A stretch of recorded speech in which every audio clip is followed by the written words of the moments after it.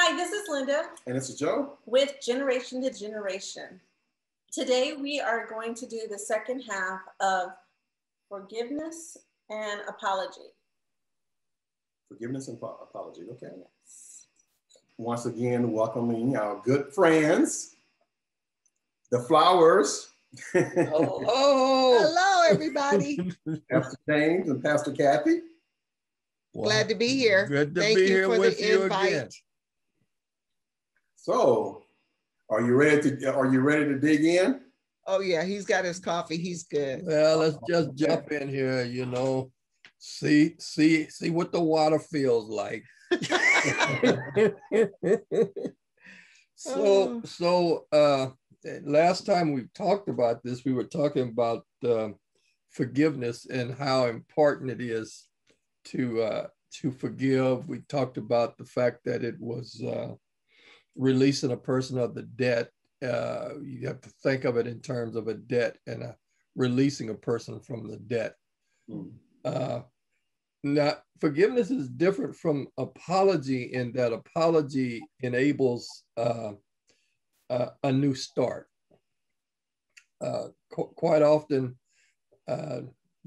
John Goffman was the researcher that one of his predictors of divorce and marriages that will last is a divorce predictor is harsh starts to confrontation.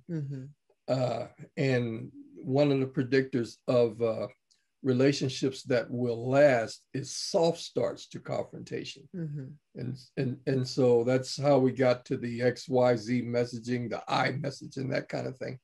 But forgiveness is a way to restart. And quite often we need to restart.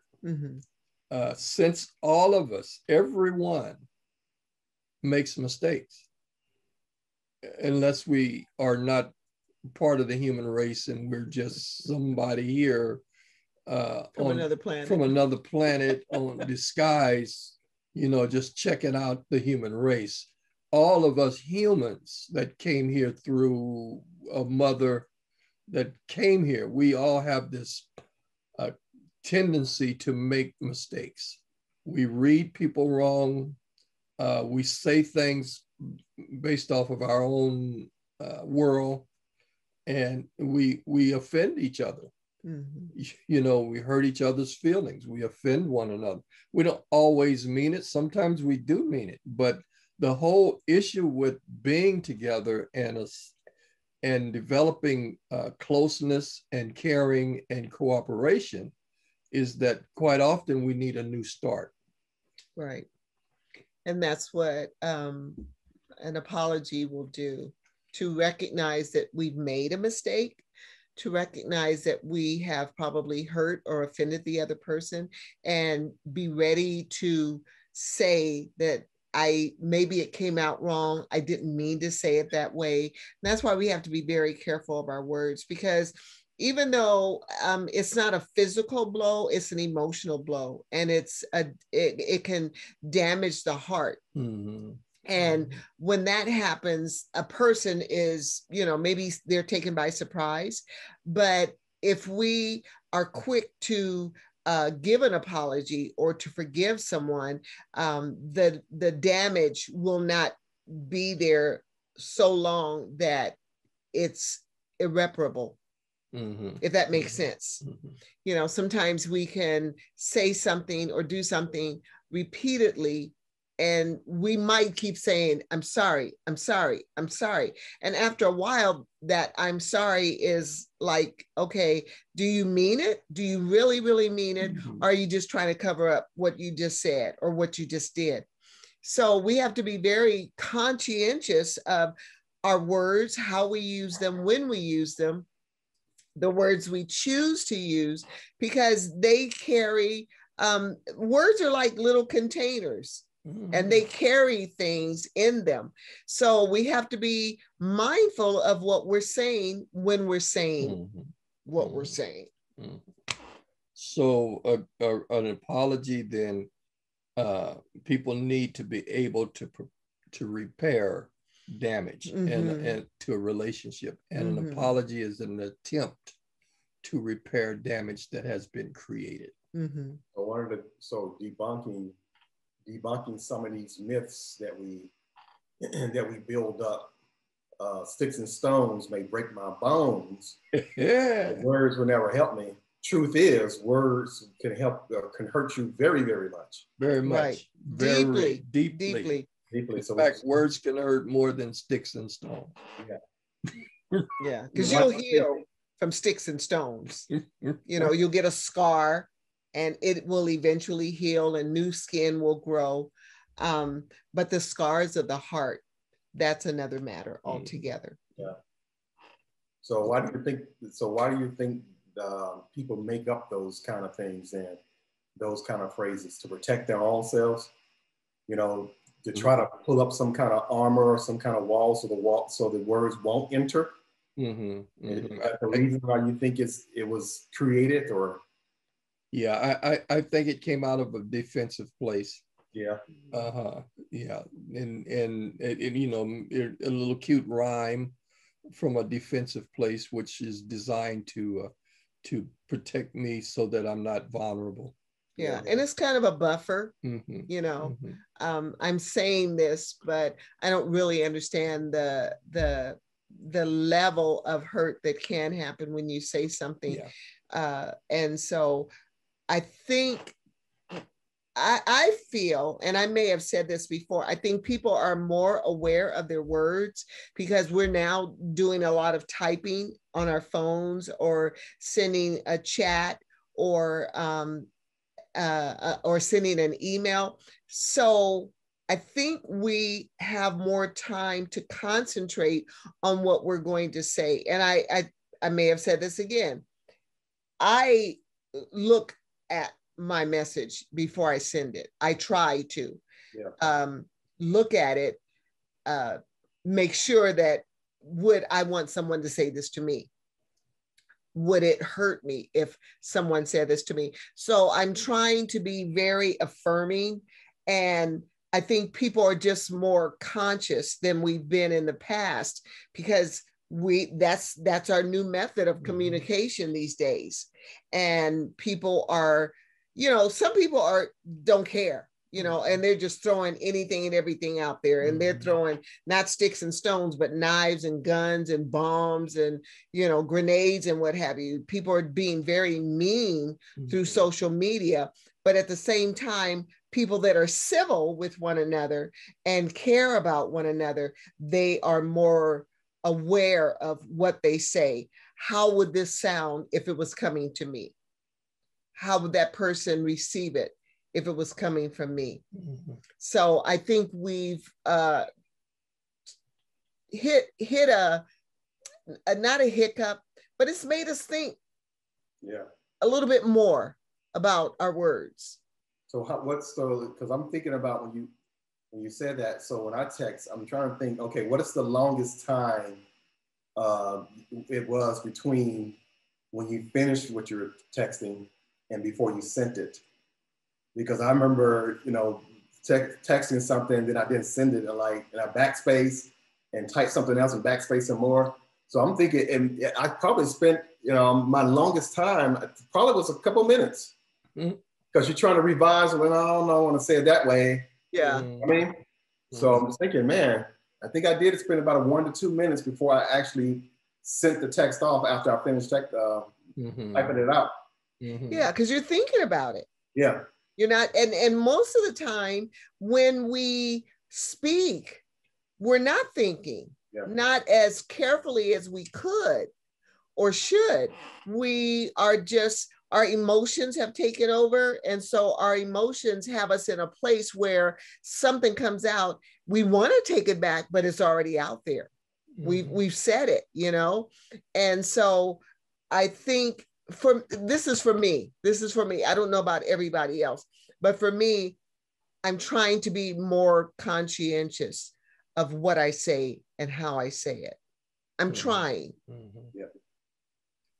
So, and as we talk about this, I don't know if you remember the concept of the think, feel, do cycle.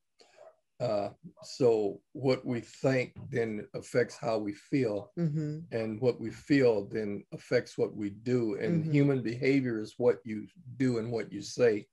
So whatever behavior happens creates a consequence. Right. So if you say something that creates an event or a consequence, or if you do something that creates an event or consequence, and then we turn around and think about that. And start that process over. And so an apology, it creates an event or a consequence that can start to eliminate a problem.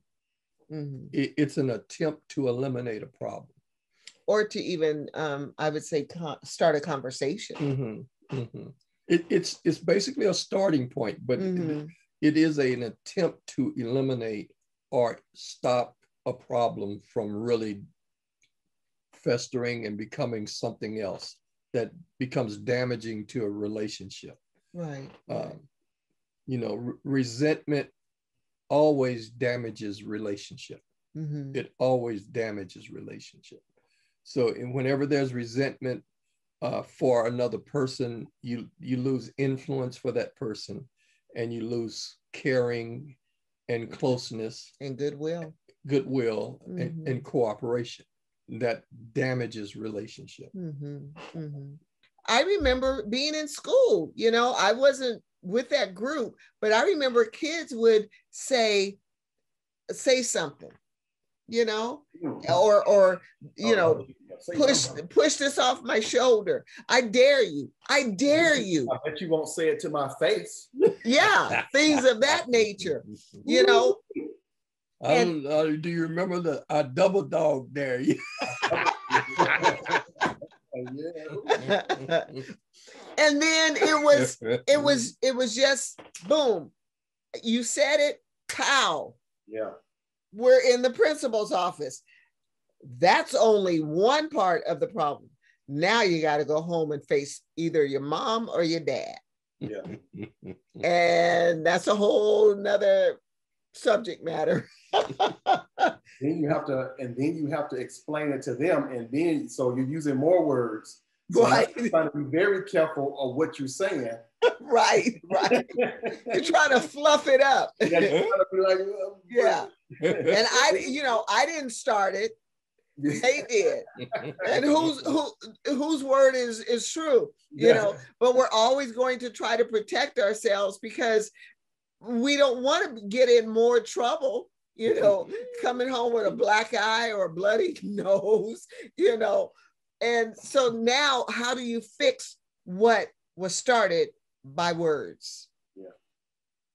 And a lack of knowing how to apologize or ask forgiveness or say, you know, because it takes a lot of being humble, humility, if you will, to say, hey, I was wrong. I blew it. I shouldn't have said that, but I did. Yeah. Will you accept my apology? Will you forgive me? Words. Yeah, words. I know in some circles, when you have your words together and you know how to put them together, people would say word, you know, like word, word, you know, like, so yeah. So the other thing that a apology does is it creates the potential for healing. You know, it opens the door. It creates the potential for healing. So it's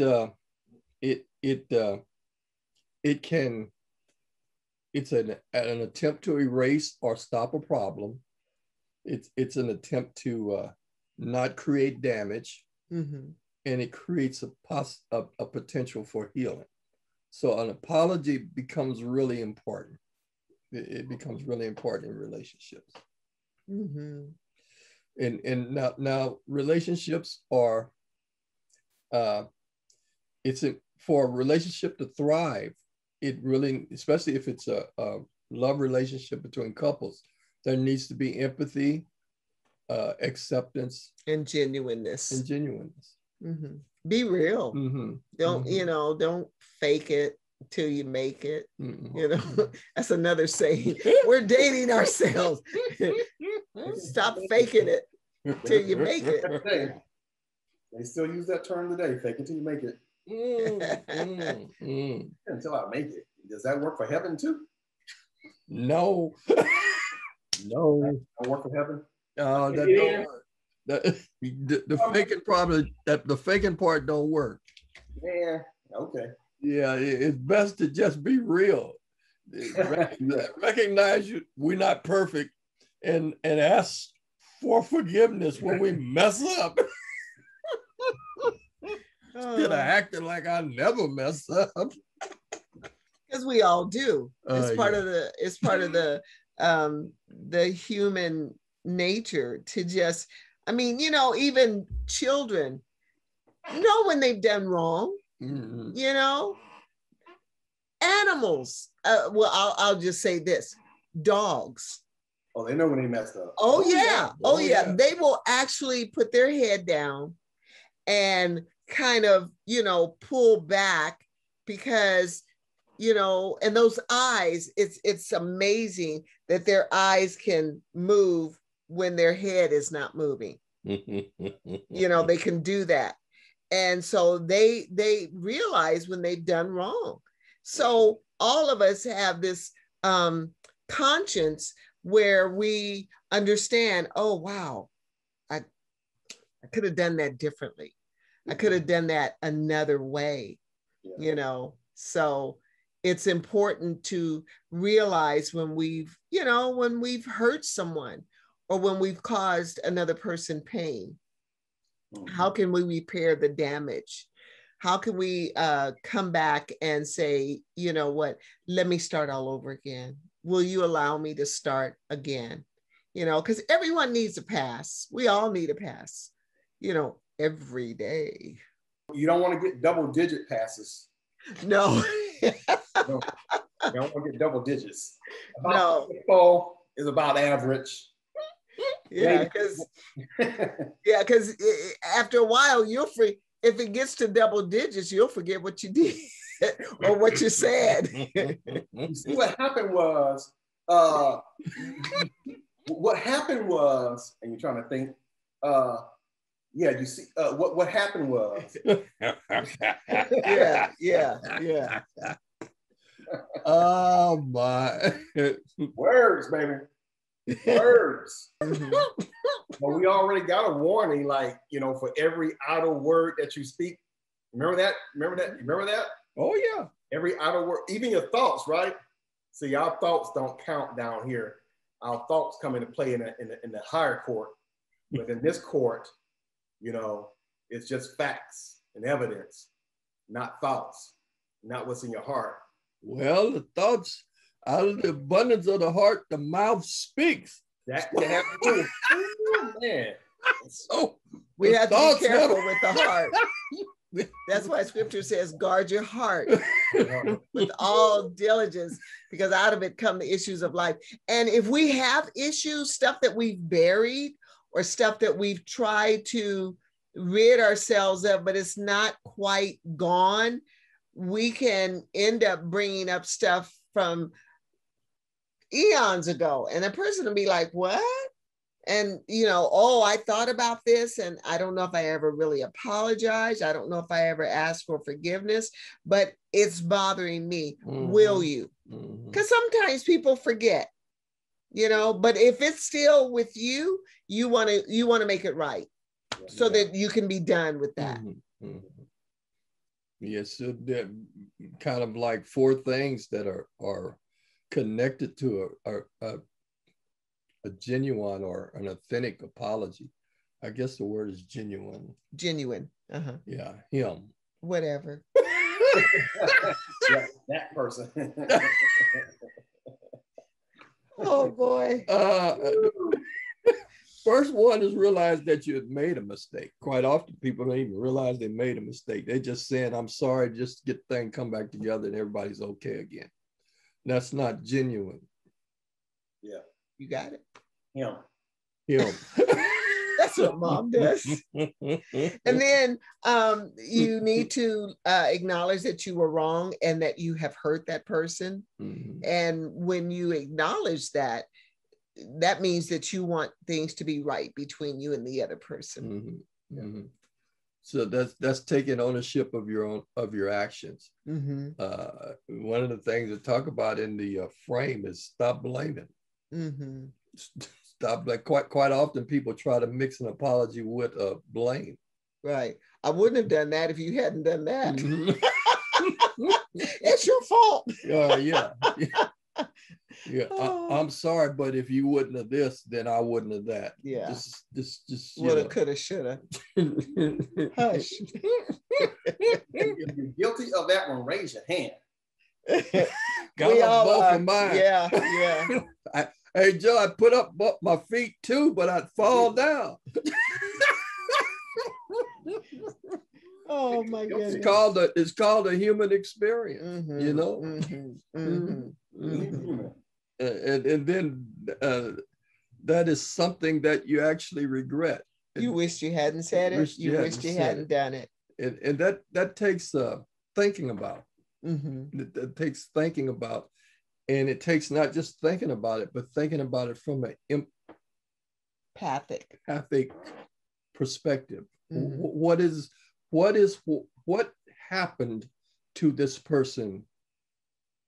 What was their experience from what I did? Mm-hmm.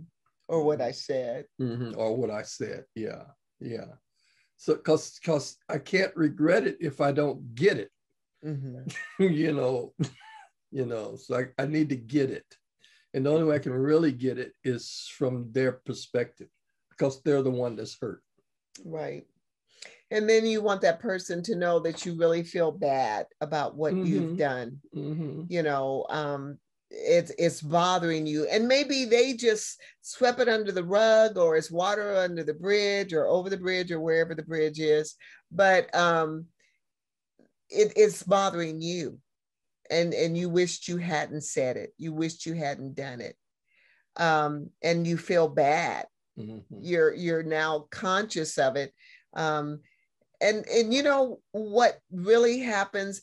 I don't know for everybody, but for some people in our quiet time, just before we close our eyes and actually go to sleep, that's when stuff comes up. Like, oh, I shouldn't have said that. Mm-hmm. Or I wished I hadn't have said that.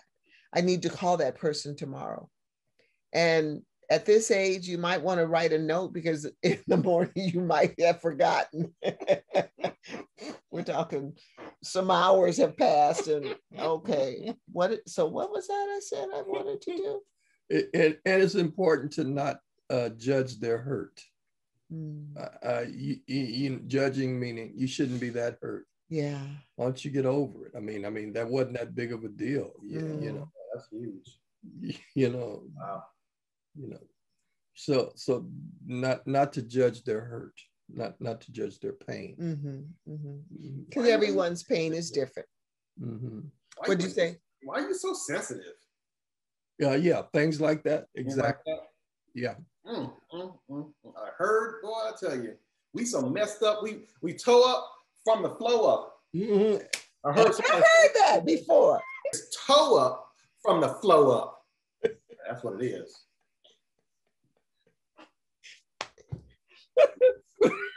That's what we are, Lord. That's what it is. Flow up from the flow up. And you know what, Joe, I want to piggyback off of what you just said. Sometimes people are sensitive to something, but we may not know why. It could have been something that happened years ago, or something that was done to them, or something that was said to them that was never repaired. Mm-hmm. And so they are sensitive. Mm-hmm. You know, like if I have a scar or a sore or something, I'm sensitive to that. So I don't want you to touch it. In fact, don't even look like you're going to touch it. because I don't want that to hurt again. I'm already in pain. So I don't want you to do that again. And sometimes we don't always know people's hurts and pains until we really get to know who they are. And most of our relationships are surface because people don't want to go deep. People don't want to go deep. They find it uncomfortable. They say it's work. But if I really, really want to know who you are, I want to spend some time and find out. And so one of those exercises, sharing a childhood memory, is so powerful because it can take you back years about what someone experienced that you may not have ever known. Yeah. You know, a woman could have gotten raped when she was 10. That never left. That's still there. Or guy, actually. Yeah. We live in that kind of world, but things could have happened in people's past, and that is like scar tissue. And there's something, again, I don't know if I've said this before or not, but there was a study done with the Centers for Disease Control and Kaiser, and it was called ACE, and it's ACE stands for Adverse Childhood Experiences. And there's a list of questions that people have been asked when they're in counseling. So did this ever happen? People don't like to bring that stuff up, especially if you're meeting for the first time. But if you go to a counselor, there are some very important key questions that they will ask, because what you're suffering with now may have happened years ago. And there's still scar tissue in your heart or on your mind. And so, and we're not talking about parenting, but that's why parenting skills are so important, because we can say something that will damage a child or do something that will damage a child. Doing things that destroy their image. They grow up with low self-esteem and feel like they're not good enough. And they not smart enough. They tend to blame themselves all the time, which keeps that scar open. And then you casually come along, you meet them and you connect to them. And in the process of you guys being in a relationship with each other, you say things that you see that they interpret as blame, which opens that scar again. And they react in such a way that, I mean, you would think it's beyond that's really overreacting, but it's not. It's just acting out of what the scar is on the inside of, you know, and that now we have to come, because if we're going to stay together, we got to find a way to begin to repair that scarred tissue again, and then create a place for a safety, you know. And so apologies is the beginning of that. It's nowhere near the end of it, but it is a start toward it. And a lot of times people don't know how to give a good apology. So that's why we're talking about the keys to a good apology. It includes empathy, trying to put yourself in the other person's shoes, trying to imagine what it's like for them, acceptance, to accept that person for who they are, where they are right now, not trying to change them, and then being genuine. You know, I want to be real with you. I don't want to be phony. I don't want to be fake. You know, there's enough of that going on. So in order for this to happen, we need to sometimes just dig, and that can be uncomfortable, and that can take some time. And sometimes people don't want to take the time. You know, sometimes people don't want to apologize because they don't think they've done you wrong, because they think that they really addressed a real issue that you need to fix. Well, that's messing with your acceptance. Acceptance doesn't have anything to do with what you can do or do better.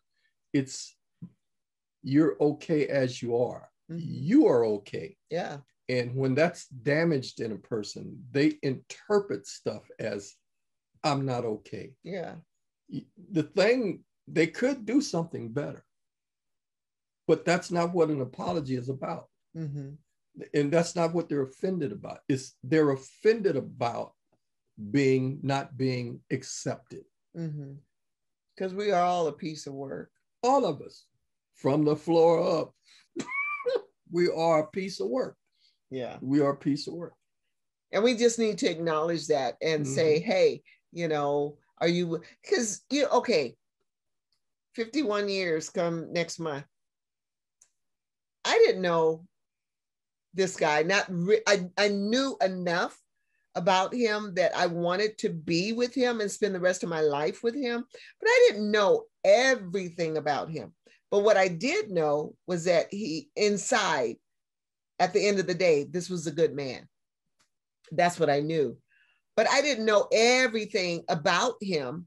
So I took him face value, what I saw, what I witnessed up close and personal, and then from afar. Because before I even said, okay, yeah, I'll be your girlfriend, I looked at him from afar and I did some homework, which is something that a lot of people don't do.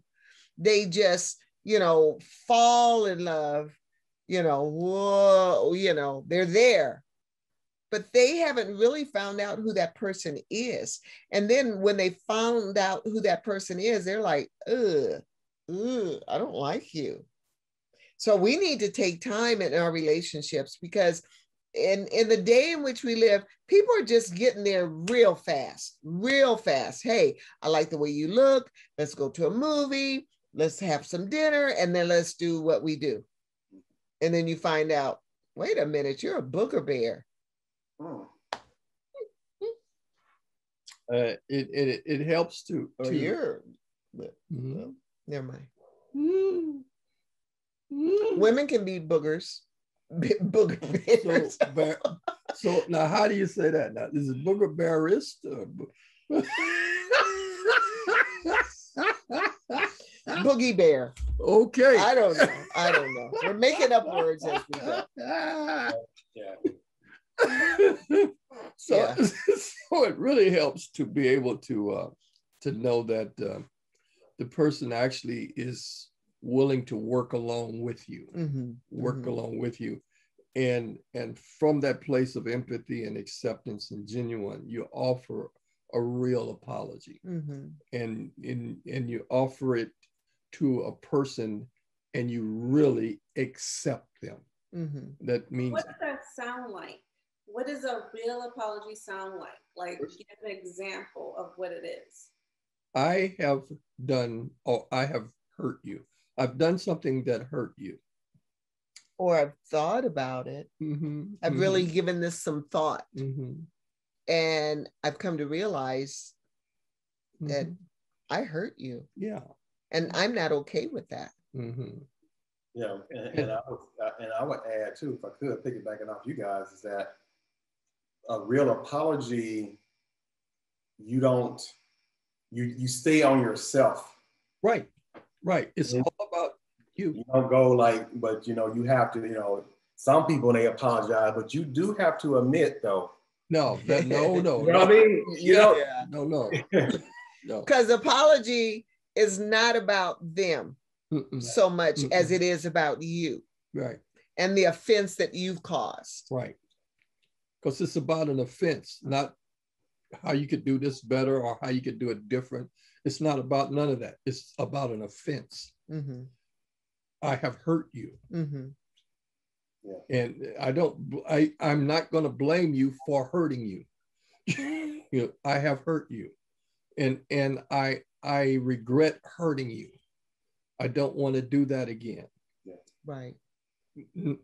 If you will you forgive me? I accept you. You may not be able to forgive me right away because you may be in too much pain. I accept that. Because quite often people want, well, I said I'm sorry. What else do you want? Well, you want a letter, a declaration? So the point is, accept the person where they are. Mm-hmm. They may not be able to do it right now. Mm-hmm. So consciously, empathy means to put yourself in the other person's shoes, that they're hurting, that they're vulnerable, that something has happened that has caused them pain. Mm-hmm. And you realize that. And you want to make repair, Mm-hmm. you know, because and a lot of times people don't know how to do that. Mm-hmm. They don't know what it means to be in your shoes. They don't know what your experience is because they haven't tried to learn you. They just, they're just doing what they do because life right now is so fast paced. We're saying and doing things and not giving it a second thought. Mm-hmm. But if we come to ourselves and think about it, we'll say, oh, wow, I need to kind of clean that up. Mm-hmm. I left a mess Mm-hmm. yesterday at the office, and I really need to go back and try to repair the damage, Mm-hmm. if you will. So 3 things there. I'm sorry, meaning I accept what happened. I'm sorry. And not only am I sorry, I hate or regret that I hurt you. Mm-hmm. I'm acknowledging that you are hurt. Okay, I'm taking the blame for what this is because I've tried to become empathetic with you and empathic with you and see it from where you are. This is not about right or wrong or I didn't intend, none of that. It's about I see your experience and I don't want you to feel that way. Mm-hmm. And I didn't mean for that experience to be something you experience. Mm-hmm. So I'm sorry. And I regret that I hurt you. Mm-hmm. It was not my intention. Not my intention to hurt you. And I want to ask you to forgive me. I understand that you may not be able to do it now, but know this, I'm willing to listen to you about your experience. Good stuff.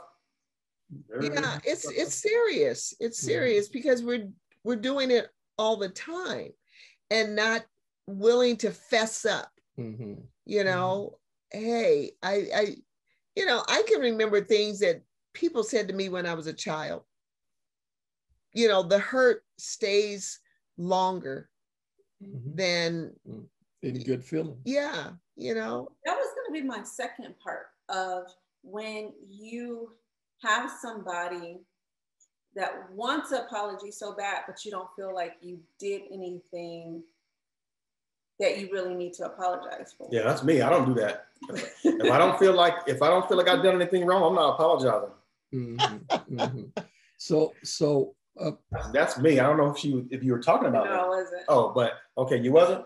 No. So, but I know that's about myself. If I don't feel like mm-hmm. but I have to be shown or I have to come to some kind of awareness that I really did something wrong. But if I don't, I stopped apologizing a long time ago. If what am I apologizing for? I didn't do anything wrong, but I might have done something wrong. Mm-hmm. Mm-hmm.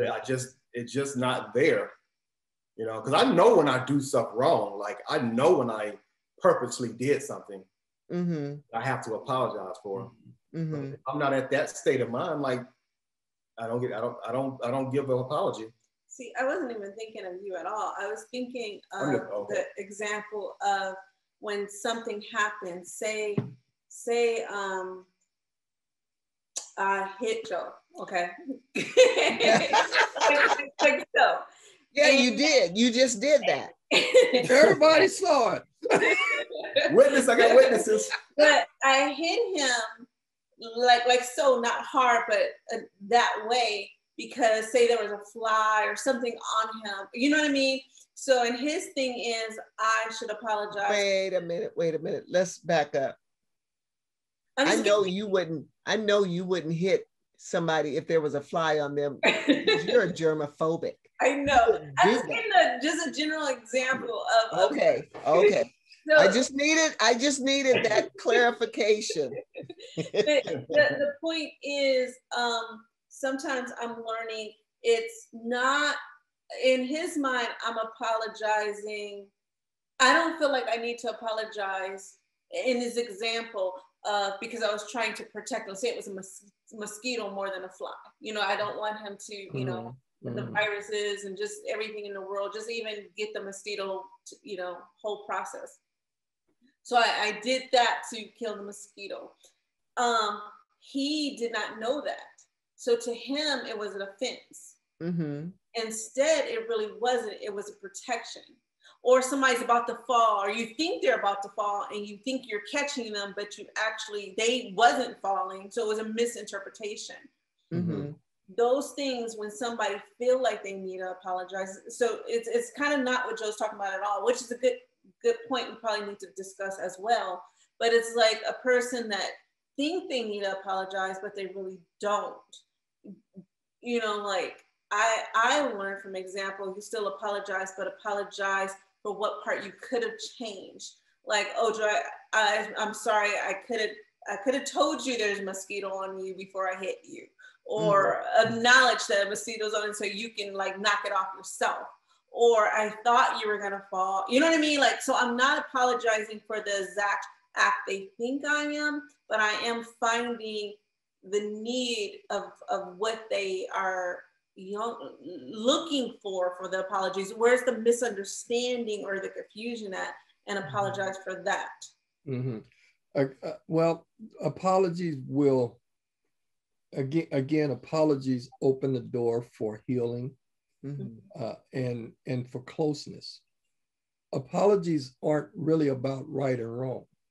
It's about experiences.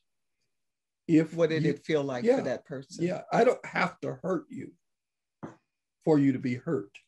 What you're talking about is you're interpreting something I did, but you're hurt about it. What's important to me, and it should be important to all of us, is closeness, caring, and cooperation. That's really what's important. So if you're hurt about something, that experience to you is real. I don't want to not accept it. It's real. And it will affect what you do. It was an experience that you had. So if I am in my mind, I didn't do that. And I'm okay with that. But what I'm not okay with is you. So if I need to apologize to you to make our relationship close, caring, and cooperative. See, that's what because the beginning is I need to become empathic. What was your experience? This is not about me. It's all about what was your experience. I'm not trying to be right or wrong in your eyes. I'm trying to reconnect. And this is why relationships can go sour, because we don't really understand the dynamics of relationship. We just want to be together, but in us being together, day in, day out, 24/7, 7 hours on the job, or, being at a family gathering or what have you, we can, unless we don't open our mouth and just sit in the corner and suck our thumb, we might say or do something that will hurt another person. We didn't mean to. We didn't come with that intention. But in the course of life, things happen. Yeah. People say things, people do things, and they have no clue on the effect that it had on the other person. Because sometimes people won't even say anything. They'll feel it. And maybe the next time they see you, they'll feel it again. And so we've got to really buckle down and start looking at relationships, because they are the reason why we continue to hook up with other people. Mhm. The reason why we like seeing other people, because we were made for relationships. Yeah. You know, there's some people that say, oh, I could live by myself. Okay, well, what's wrong with you? You know, unless they've been so hurt or damaged that they just don't want to be around people. Mhm. There are some people that are hermits, but for the most part, I would say 95% of the population likes to be with the other part of the population. We're just wired that way. Yeah. But at the same time, we still make mistakes. I think we gotta be careful with right and wrong, because if I apologize because I was wrong, then when you're wrong, I expect you to apologize, and that can get us in trouble. Our expectations of one another, because we actually are all wrong at one time or another. We're all wrong. We all get it wrong. Okay, and so we can't base it on I've been right more than you. Oh, goodness gracious. Listen, last time I was wrong, I apologize. I think that's the biggest part of this whole topic, is that right there, of being right or wrong, of why you're apologizing. You know, like even how you apologize is coming from, are you trying to be right, or, you know, or are you trying to say the other person's wrong? It can be. It can very well be. And the real issue is your heart. Yeah. That's the real issue. If that helps us move back toward coming back together, then we do that. Because what's really important is our hearts. Empathy, acceptance, and genuine creates an environment for closeness, caring, and cooperation. And it all boils down to goodwill. At the end of the day, it's all about goodwill. That's what I was going to say. You can't do it without it. No. Right. No. Right. No. Because if you want a person's life to be good, you will do the necessary things that will help that relationship grow. And that's what we want. We want growth. We don't want the relationship to be stale. We don't want the relationship to get old. And sometimes that's what happens in relationships. That's what happens in marriages. People just, they slowly grow apart because they didn't have what was needed to keep the relationship growing, nurturing. It's like a plant. It might look beautiful for a while, but you better read the instructions and see whether that bad boy needs to be in the sun, if it needs morning sun, afternoon sun. Should I keep it inside? Do I put it outside? How often do I need to water it? Does it need to be pruned? Do I need to feed it? You know, because plants need food too. So there's a lot of things that go into relationships, but we're not taking the time to find out what really makes a relationship a good relationship, solid. And they need, because we need one thing, that doesn't mean they need the same thing. Right. So then it becomes about who's hurt, and is it okay for you to be hurt?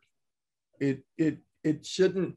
If babe is hurt, whether I did it or not, in my mind, what it shouldn't be is okay for me that she's hurt. That's just, it shouldn't be okay for me. So what do I need to do so that we can now come close together? That's what's more important than being right or wrong, or you just didn't get it right, you saw it wrong. Because when she sees something, or if she sees something a certain way, it's coming from a lens. The lens that we all wear are different colors. So we see things differently, and our lens are painted by our past experiences. So what she's seeing is real to her. It's real because of the way she see it, based off the history that she came through. It's real. Even if it doesn't make sense. Yeah. And that pain If I say I love her, that pain is not okay with me. That's the premise and foundation of apologizing, reconnecting, coming back together. Mm-hmm. Yes. Yes. Quite often, then the people won't do it because of pride and all of those kinds of arrogance and stubbornness and all of that kind of stuff, which are our natural nature, the natural things that grow up in us. We are naturally resistant to being honest or forthright. Yeah, forthright or even submissive or humble. We're naturally submissive. I'm sorry, resistant to that. Yeah, we're not open. We're not open. Right. Not open. And we can create an environment where actually domestic violence it has two interpretations. One of them is not just physical harm. The other one is when two people are they don't really want to hurt each other. They just want to be right all the time. Mm-hmm. And war of words. That create when you have two people that want to be right all the time, that creates an environment that domestic violence has a definition for that. I forget what they call the term, but that's a term that they have a term for that kind of relationship. It's damaging to the point that it's recognized as something you really need to look at. Because that can really be damaging to a relationship. It can kill it like a cancer. It's as bad as blame. It's as bad as resentment. Those things just destroy relationship. And by that, I mean, they destroy closeness. And when closeness is gone, caring is gone. And when caring is gone, you don't get cooperation. When you confront a person, what you want is closeness, caring, and cooperation. Can you just work with me? I never realized how much trying to be right or trying not to be wrong can put on a relationship, because you change your focus and it's hard to apologize. It's hard to make, the whole process of it. You're exactly right. You lose the focus. You lose why you're together. You're not together to be right or wrong. You're together to be close and caring and cooperate. Yeah. Or who thought it is, because some people don't think it's right or wrong, but it's somebody has to be blamed, and sometimes things just happen.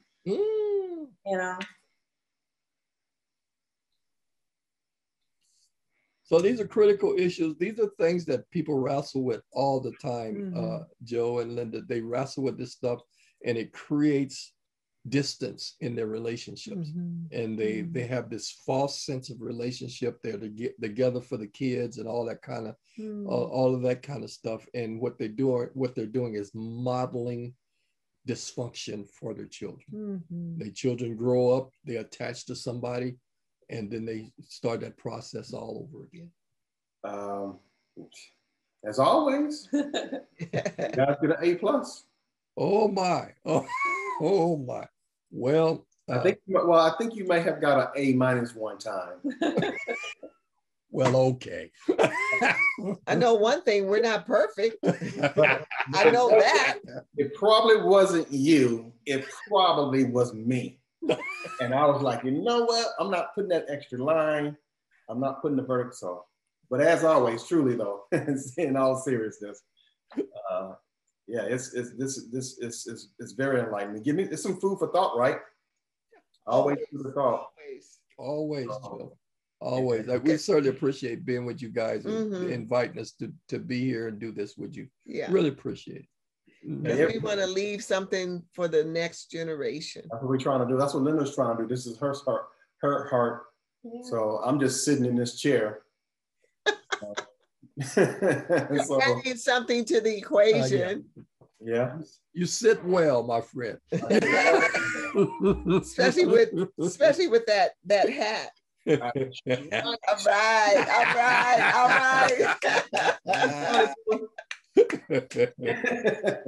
But it's always been a pleasure. So thank you so much for spending time with us. And we will definitely see you guys next time. And any last thing you want to say? No, it was great. So if you have any questions, the people that are watching, if you're watching, if you have any questions, you want to leave a comment, you can. If you want to get in touch with us, leave a comment. If you want to get in touch with the flowers and ask them, you don't have to go through us. You can go straight to them. So if you guys can leave your information real quick so that people can know where to find you. Email is Pastor James at centerofchristministry.com or 999 what is it? 909-999-5433 or LIFE. All right. And until next time,